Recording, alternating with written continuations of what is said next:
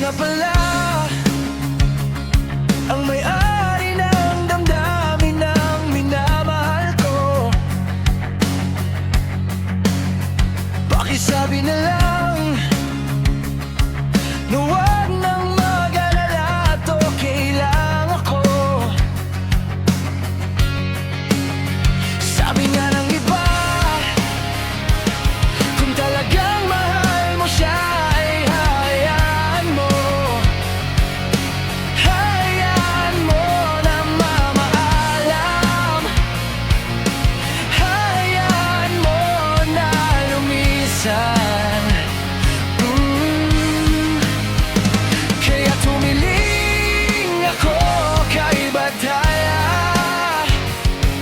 na sana ay hindi na siya luluha pa, na sana ay hindi na siya mag-iisa, na sana